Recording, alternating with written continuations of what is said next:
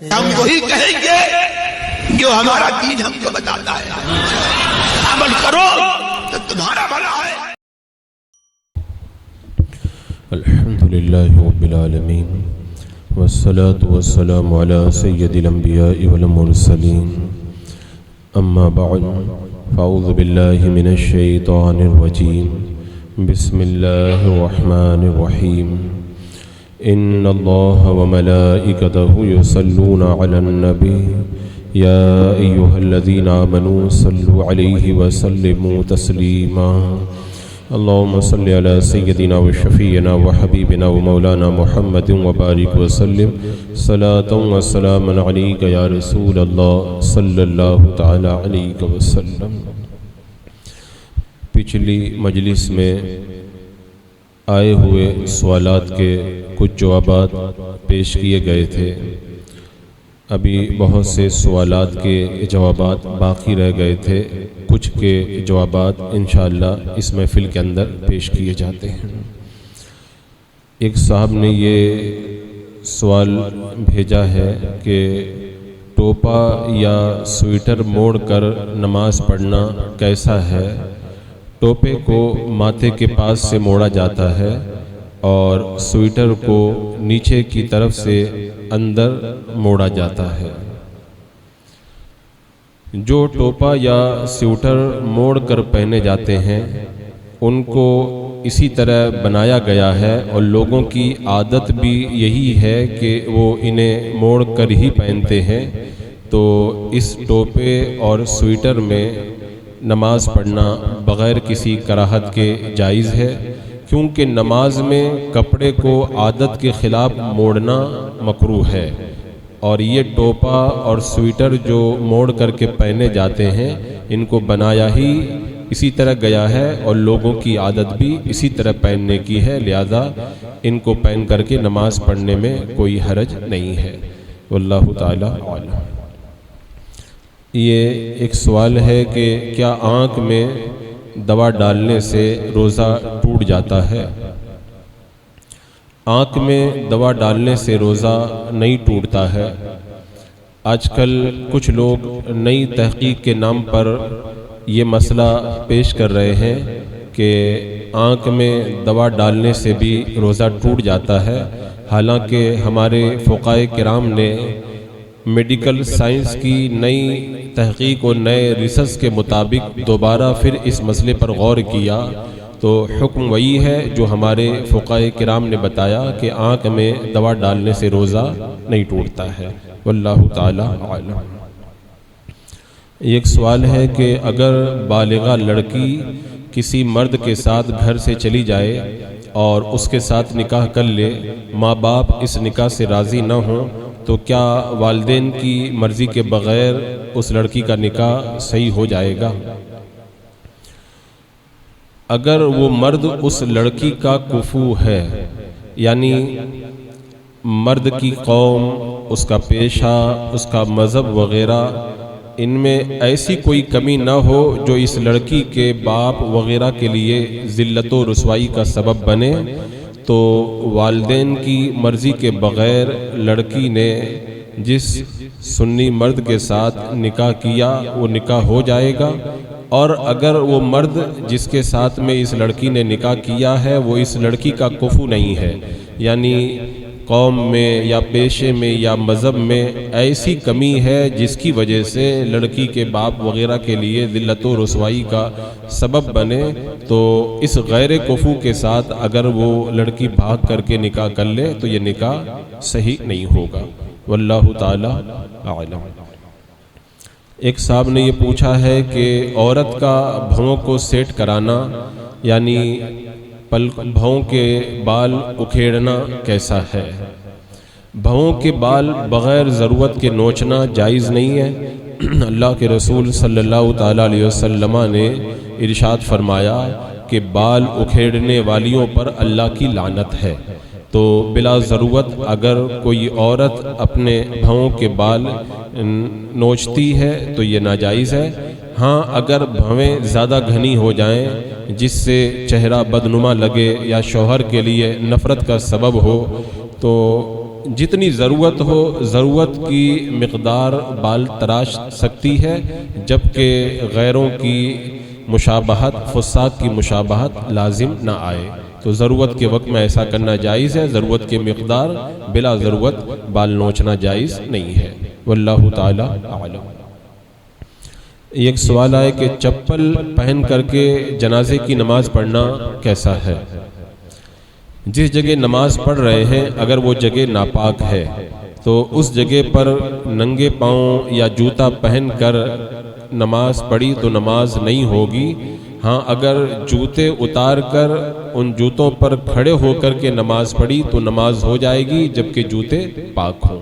اسی لیے اعلیٰ حضرت رضی اللہ تعالیٰ عنہ فرماتے ہیں کہ احتیاط اسی میں ہے کہ جوتا اتار کر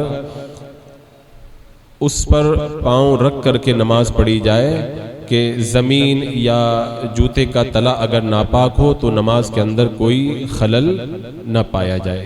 واللہ تعالی اعلم۔ یہ ایک صاحب نے پوچھا ہے کہ کیا پیر اور جمعرات کو روزہ رکھ سکتے ہیں؟ احادیث کریمہ میں پیر اور جمعرات کے روزے کی فضیلت آئی ہے۔ اگر وہ ایام ممنوعہ میں سے نہ ہو تو پیر اور جمعرات کا روزہ رکھنا جائز ہے۔ میرے آقا صلی اللہ تعالیٰ علیہ وسلم نے ارشاد فرمایا کہ پیر اور جمعرات کو بندوں کے اعمال پیش ہوتے ہیں تو میں پسند کرتا ہوں کہ میرا عمل اس وقت پیش ہو کہ میں روزے دار ہوں۔ اور حضرت ام المومنین عائشہ صدیقہ رضی اللہ تعالی عنہا بیان فرماتی ہیں کہ آقا کریم صلی اللہ تعالی علیہ وسلم پیر اور جمعرات کا خیال کر کے روزہ رکھا کرتے تھے، لہذا پیر اور جمعرات کو روزہ رکھنا جائز ہے، اس کے اندر کوئی حرج نہیں بلکہ یہ ثواب کا کام ہے۔ واللہ تعالی اعلم۔ یہ ایک سوال ہے کہ کلمہ شریف کو گجراتی زبان میں لکھنا جائز ہے اور کیا اسے گھڑی میں لکھوا کر کے گھڑی پہن سکتے ہیں؟ جائز ہے، لیکن اگر گھڑی میں لکھوا کر کے پہنا جائے تو اس بات کا خیال رہے کہ کلمہ شریف کا ادب اور اس کی تعظیم کا پورا اہتمام ہو۔ اگر کلمہ طیبہ کی تعظیم اور اس کے ادب کا اہتمام کیا جائے تب پھر ایسا کرنا جائز ہے۔ واللہ تعالی اعلم۔ یہ ایک سوال آیا ہے کہ نکاح کا سنت طریقہ کیا ہے؟ نکاح کا سنت طریقہ یہی ہے کہ سب سے پہلے کسی دیندار لڑکی کا انتخاب کیا جائے، رشتہ جب طے ہو جائے تو سادگی کے ساتھ مسجد کے ادب کا خیال رکھتے ہوئے نکاح کی تقریب منعقد ہو اور اپنی طاقت کے مطابق مہر مقرر کیا جائے۔ اب جن دو مسلمان مرد اور عورت میں شرعاً نکاح جائز ہے، کوئی رکاوٹ نہیں ہے، تو اب دلہن اگر بالغ ہے تو نکاح پڑھانے والا دلہن سے اجازت لے کر مجلس نکاح میں آئے، اور اگر دلہن بالغ نہیں ہے تو اس کے ولی سے اجازت لے لے اور پھر دلہے کو کلمہ طیبہ، ایمان مجمل اور ایمان مفصل پڑھایا جائے، پھر کھڑے ہو کر کے خطبہ پڑھے، پھر دلہے سے کہے کہ میں نے بحیثیت وکیل فلاں بنت فلاں کو اتنے مہر کے بدلے آپ کے نکاح میں دیا کہ آپ نے قبول کیا۔ جب دلہا قبول کر لے تو دونوں کے درمیان محبت کی دعا کرے، پھر اس کے بعد جب بیوی کی رخصتی ہو جائے، شب زفاف گزر جائے تو سنت کو ادا کرنے کی نیت سے ولیمہ کیا جائے۔ یہ ہے نکاح کا سنت طریقہ۔ اب اس کے بعد میں نکاح سے پہلے، نکاح کے وقت یا نکاح کے بعد میں جو بھی رسمیں وغیرہ برتی جاتی ہیں وہ ہمارا اپنا اضافہ ہے۔ اسلام کے اندر نکاح کا بالکل آسان طریقہ یہ ہے۔ واللہ تعالی اعلم۔ ایک سوال کسی نے بھیجا ہے کہ قضا نمازیں ادا کرتے وقت ہر نماز کے بعد دعا کرنا ضروری ہے یا تمام نمازیں ادا کرنے کے بعد میں اخیر میں دعا کر لی جائے؟ نماز کے بعد دعا مانگنا مستحب ہے۔ حضرت ابو امامہ رضی اللہ تعالیٰ عنہ بیان کرتے ہیں کہ اللہ کے رسول صلی اللہ تعالیٰ علیہ وسلم سے پوچھا گیا کہ کون سی دعا زیادہ سنی جاتی ہے، تو میرے آقا صلی اللہ تعالیٰ علیہ وسلم نے ارشاد فرمایا رات کے نصف اخیر میں اور فرض نمازوں کے بعد میں۔ یعنی ان وقتوں میں اللہ تعالیٰ دعائیں زیادہ قبول فرماتا ہے. اور آقا کریم صلی اللہ تعالیٰ علیہ وسلم ہر فرض نماز کے بعد دعا کرتے تھے، لہٰذا ہر نماز کے بعد دعا کرنا ضروری نہیں، یہ سنت مستحبہ ہے. اگر چاہے تو ہر نماز کے بعد دعا کرے اور چاہے تو اخیر کے اندر دعا کر لے. واللہ تعالی اعلم. ایک صاحب پوچھ رہے ہیں کہ مجدد اعظم یہ لقب اعلیٰ حضرت کا ہے یا مجدد الف ثانی کا ہے؟ بلا شبہ شیخ مجدد الف ثانی رحمۃ اللہ تعالی علیہ نے بہت سارے دینی کارنامے انجام دیے اور آپ اپنے دور کے مجدد ہیں، لیکن مجدد اعظم یہ اعلیٰ حضرت امام اہل سنت امام احمد رضا خان علی رحمۃ و رضوان کا لقب ہے، کیونکہ اعلیٰ حضرت رضی اللہ تعالیٰ عنہ نے سینکڑوں کتابیں لکھ کر کے لوگوں کے ایمان، ان کے عقائد و اعمال کی اصلاح کا کام کیا. اور نہ صرف ہندوستان میں بلکہ ہندوستان کے باہر بھی آپ کو عوام اور خواص نے اپنا پیشوا تسلیم کیا، اور مجدد کا خطاب ہندوستان کے علماء نے بھی دیا اور مکہ کے عالم نے بھی آپ کو مجدد کا خطاب عطا کیا. لہذا آپ نے ایک نہیں بلکہ بے شمار گمراہ فرقوں کا رد کیا، اس لیے مجدد اعظم یہ اعلیٰ حضرت رضی اللہ تعالیٰ عنہ کا لقب ہے. ایک صاحب پوچھ رہے ہیں کہ تہجد کی نماز کا صحیح وقت کیا ہے، تہجد کی نیت کیسے کریں اور نماز کا طریقہ کیا ہے؟ جس پر فرض نمازوں کی قضا باقی ہے کیا وہ تہجد کی نماز پڑھ سکتا ہے؟ عشاء کی نماز کے بعد رات میں سو کر اٹھیں تب سے لے کر سحری کا وقت ختم ہونے سے پہلے تک تہجد کا وقت ہے. عشاء کی نماز کے بعد رات میں جب سو کر کے اٹھیں تب سے لے کر سحری کا وقت ختم ہونے سے پہلے تک تہجد کا وقت ہے. اور یہ نماز نفل نماز ہے، جس طرح دوسری نفل نمازوں کی نیت کی جاتی ہے اسی طرح اس کی بھی نیت کی جائے. نفل کی جگہ صلاۃ اللیل یا تہجد کا لفظ بھی کہہ سکتے ہیں. تہجد کی رکعتیں کم سے کم 2 ہیں اور آقا کریم صلی اللہ تعالیٰ علیہ وسلم سے 8 رکعتوں تک ثابت ہے. لہذا نفل نماز کی طرح نیت کر کے اسے نفل نماز کی طرح ادا کیا جائے. جس کے ذمے قضا نمازیں باقی ہوں تو اسے چاہیے کہ اپنی قضا نمازوں کو جلد ادا کرے.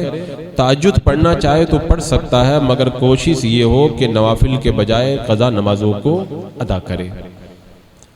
یہ ایک سوال کسی نے بھیجا ہے کہ حضور اکرم صلی اللہ تعالیٰ علیہ وسلم پر بوڑھی عورت کچرا ڈالتی تھی اور حضور صلی اللہ تعالیٰ علیہ وسلم اسے کچھ نہیں کہتے تھے، یہ روایت صحیح ہے یا نہیں؟ میرے آقا صلی اللہ تعالیٰ علیہ وسلم پر بوڑھی عورت کے کوڑا پھینکنے کی روایت کا حدیث کی کتابوں میں کوئی ذکر نہیں ملتا، نہ سیرت کی کتابوں میں اس کا کوئی پتہ ملتا ہے. اسی لیے علماء کرام نے اس روایت کو غیر معتبر اور غیر مستند قرار دیا. لہذا اس روایت کو نہیں بیان کرنا چاہیے، اس کو بیان کرنے سے پرہیز کرنا چاہیے. واللہ تعالی اعلم. یہ ایک بڑا اہم سوال پوچھا گیا ہے کہ مرد اور عورت کی نماز میں کیا فرق ہے؟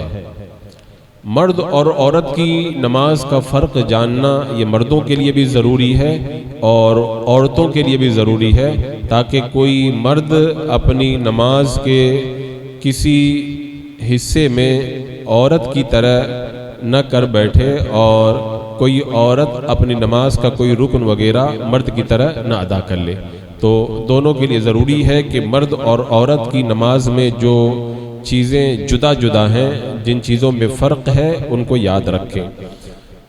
تو اس حوالے سے فقہاء کرام نے جو تفصیلات بیان فرمائی ہیں ان میں غور کرنے سے یہ پتہ چلتا ہے کہ مرد اور عورت کی نماز میں کئی طریقے سے فرق ہے. سب سے پہلے تکبیر تحریمہ، یعنی نماز شروع کرتے وقت میں اللہ اکبر کہہ کر کے جو ہاتھ باندھے جاتے ہیں تکبیر تحریمہ کہی جاتی ہے، اس میں بھی فرق ہے. مرد اپنی ہتھیلیاں تکبیر تحریمہ کے وقت آستین کے باہر رکھے اور عورت کے لیے حکم یہ ہے کہ وہ ہتھیلیاں آستین یا چادر کے اندر رکھے. دوسرا فرق یہ ہے کہ مرد دونوں ہاتھ کانوں تک اٹھائے اور عورت دونوں ہاتھ صرف مونڈوں تک اٹھائے، کانوں تک نہ اٹھائے۔ اس کے بعد میں تیسرا فرق یہ ہے کہ مرد اپنے ہاتھوں کو ناف کے نیچے باندھے اور عورت اپنے ہاتھ پستان یعنی چھاتی کے نیچے باندھے۔ چوتھا فرق یہ ہے کہ مرد جب ناف کے نیچے اپنے ہاتھ باندھے تو دائیں ہاتھ کی ہتھیلی بائیں ہاتھ کی ہتھیلی کے جوڑ پر رکھے اور چھنگلیاں اور انگوٹھا کلائی کے اگل بغل میں رکھے اور بیچ کی انگلیاں بائیں ہاتھ کی کلائی کی پشت پر رکھے، یعنی یہ جو جوڑ ہے اس پر ہتھیلی رکھے اور یہ 3 انگلیاں یہ اوپر رکھے اور 2 انگلیاں یہ دائیں بائیں اگل بغل رہے۔ یہ مرد کے لیے حکم ہے، اور عورت کے لیے حکم یہ ہے کہ بائیں ہاتھ کی ہتھیلی کو پستان کے نیچے رکھے اور دائیں ہاتھ کی ہتھیلی اس کی پشت پر رکھے۔ فرق سمجھے کہ مرد تو 3 انگلیاں اوپر رکھتا ہے اور 2 انگلیاں دائیں بائیں کرتا ہے، ہاتھ کی ہتھیلی کے جوڑ پر جو ہے وہ اپنی دائیں ہاتھ کی ہتھیلی بائیں ہاتھ کی ہتھیلی کے اوپر رکھتا، جوڑ پر رکھتا ہے، لیکن عورت کے لیے ایسا حکم نہیں ہے۔ عورت صرف بائیں ہاتھ کی ہتھیلی کو پستان کے نیچے رکھ دے اور دائیں ہاتھ کی ہتھیلی اس کے پشت کے اوپر ایسے رکھ دے۔ تو یہ چوتھا فرق ہے۔ پانچواں فرق یہ ہے کہ رکوع میں مرد پورا جھکے، اس طرح کہ پیٹھ خوب بچھائے کہ اگر پانی کا پیالہ پیٹھ پر رکھ دیا جائے تو ٹھہر جائے، اور عورت اتنا جھکے کہ ہاتھ گھٹنوں تک پہنچ جائے، یعنی مرد کی طرح پوری نہ جھکے بلکہ اتنا جھکے کہ ہاتھ گھٹنوں تک پہنچ جائے۔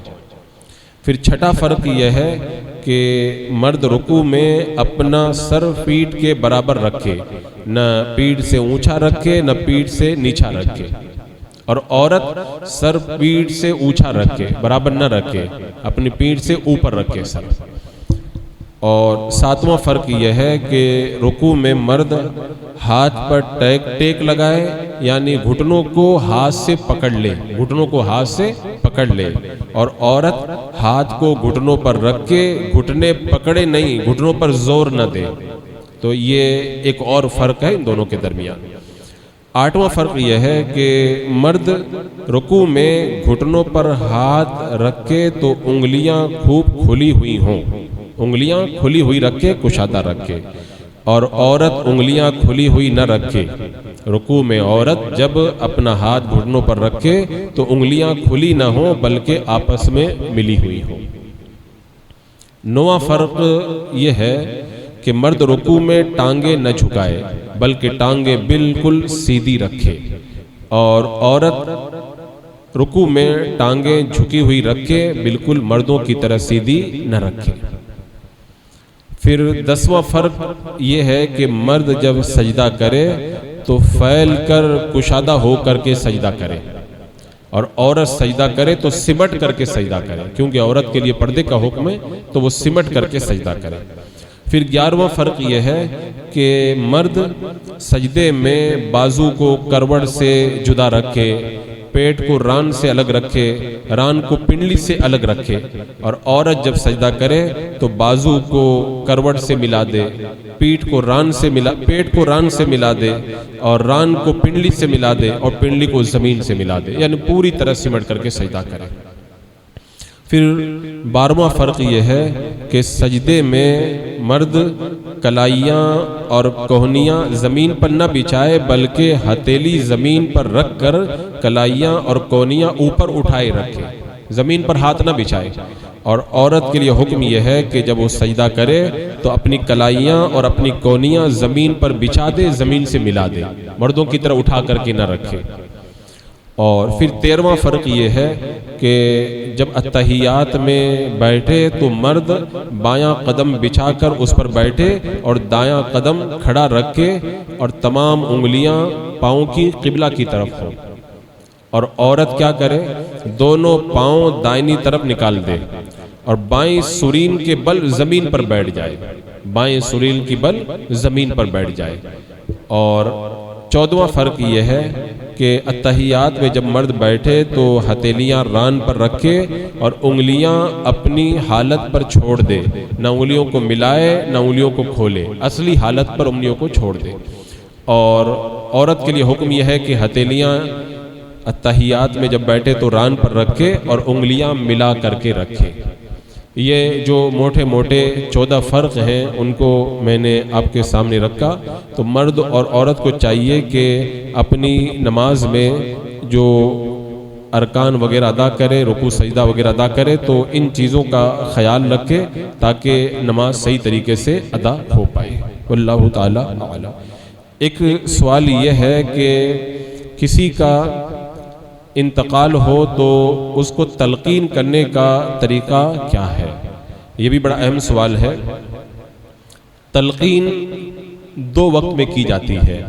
ایک جب جاں کنی کا وقت آئے، روح نکلنے لگے، تب تلقین کی جاتی ہے، اور دوسری تلقین جب بندے کو قبر کے اندر رکھ دیا جائے، دفن کر دیا جائے اور قبر کو برابر کر دیا جائے، تب تلقین کی جاتی ہے۔ دونوں کا طریقہ الگ الگ ہے۔ جب جاں کنی کا وقت آئے، یعنی موت کا وقت قریب آ جائے اور موت کی علامتیں پائی جائیں، تو سنت یہی ہے کہ مرنے والے کو دائنی کروٹ پر لٹا کر قبلہ کی طرف منہ کر دے، اور اب جاں کنی کی حالت میں جب روح گلے کو نہ آئی ہو تو اس وقت تلقین کرے۔ تلقین کا طریقہ یہ ہے کہ اس کے پاس بلند آواز سے پڑھیں، اشہد ان لا الہ الا اللہ و اشہد ان محمد رسول اللہ۔ یہ پڑھے، یہ اس کو پڑھنے کے لیے کہے نہیں، بس پاس میں بیٹھ کر کے پڑھے۔ جب اس نے اس کلمہ طیبہ کو پڑھ لیا تو اب تلقین کرنا بند کر دے، اور اگر اس نے کلمہ پڑھنے کے بعد کوئی بات کر لی تو پھر سے تلقین کرے، یعنی اس کا دنیا سے جاتے جاتے آخری کلام لا الہ الا اللہ محمد رسول اللہ ہونا چاہیے، اور تلقین کرنے والا نیک آدمی ہو، یہ بہتر ہے۔ تو یہ جس کا انتقال ہونے والا ہو اس کو تلقین کرنے کا طریقہ۔ لیکن جس کا انتقال ہو گیا اور اس کو قبر میں رکھ دیا گیا، تو دفن کے بعد مردے کو تلقین کرنا اہل سنت کے نزدیک یہ مشروع ہے، اور اس کا طریقہ یہ حدیث پاک میں بھی آتا ہے۔ اللہ کے رسول صلی اللہ تعالی علیہ وسلم نے ارشاد فرمایا، جب تمہارا کوئی مسلمان بھائی انتقال کرے اور اس کو مٹی دے چکو، تو تم میں سے ایک شخص قبر کے سرانے کھڑے ہو کر کے کہے یا فلاں بن فلانا، وہ سنے گا، جواب نہیں دے گا، پھر کہے یا فلاں بن فلانا، وہ سنے گا اور سیدھا ہو کر کے بیٹھ جائے گا، پھر کہے یا فلاں بن فلانا، وہ کہے گا ارشاد کر اللہ تعالیٰ تجھ پر رحم فرمائے گا، وہ کہے گا لیکن ہمیں پتہ نہیں چلے گا۔ اس کے بعد میں اس کو تلقین کی جائے۔ کیسے کہا جائے؟ یعنی اس سے کہا جائے کہ یاد کر اس کلمہ کو جس سے تو پڑھ کر کے دنیا سے نکلا ہے، یعنی یہ گواہی دے کہ اللہ کے سوا کوئی معبود نہیں،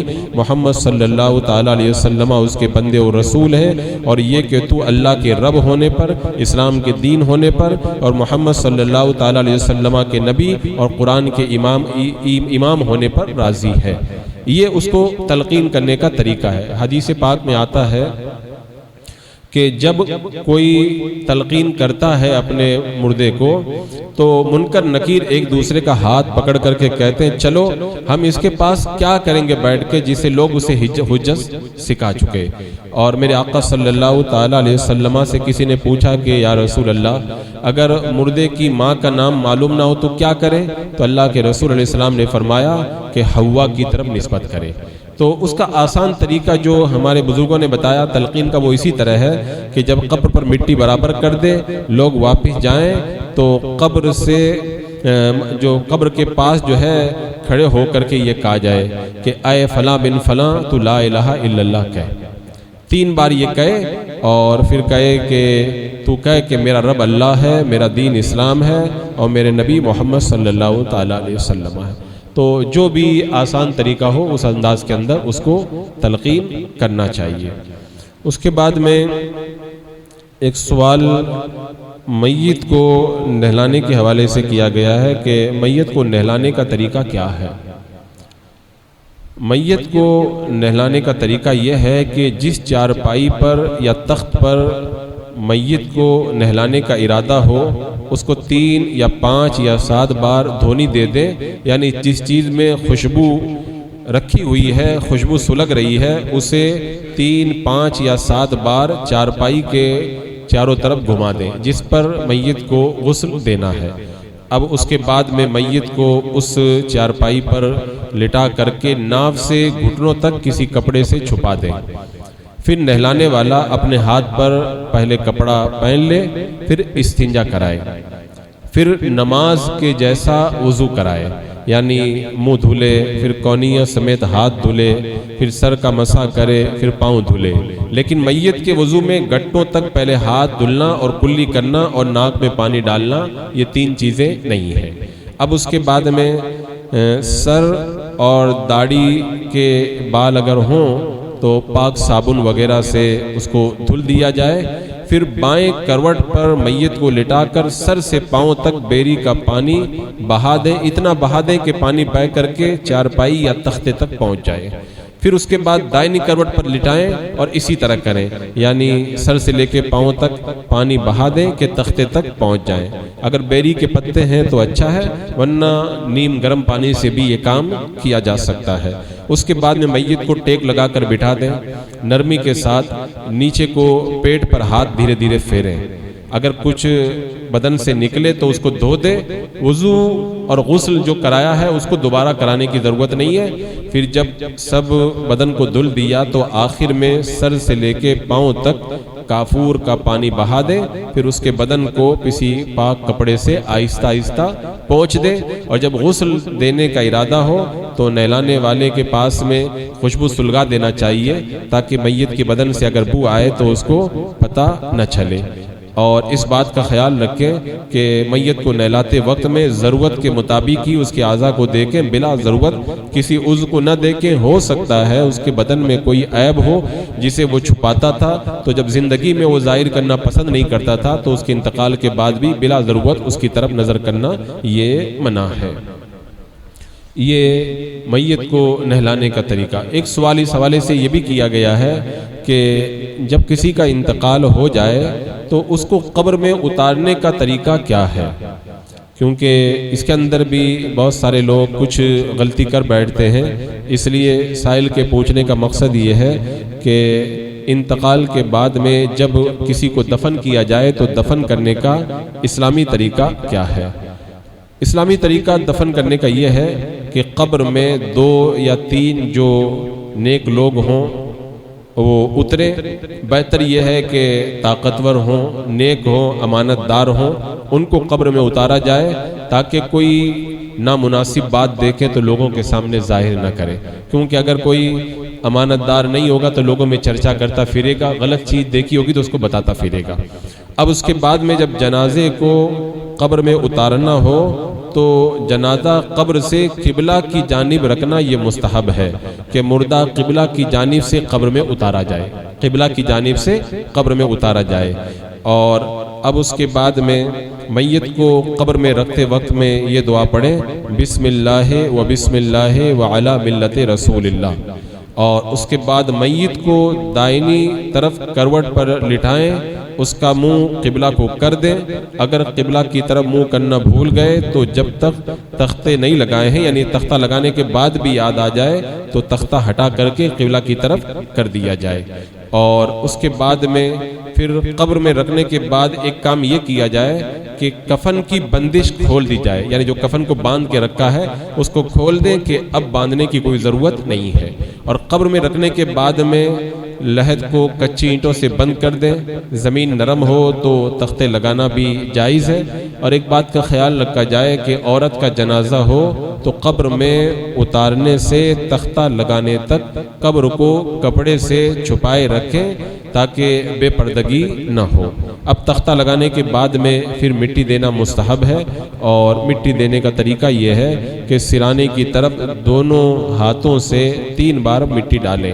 پہلی بار کہیں منہا خلقناکم، دوسری بار کہیں وفیہا نعیدکم، تیسری بار کہیں ومنہا نخرجکم تارۃ اخری۔ اس کے بعد ہاتھ میں جو مٹی لگی ہوئی ہے اسے جھاڑ دیں یا دھو لیں، یہ اپنی مرضی ہے۔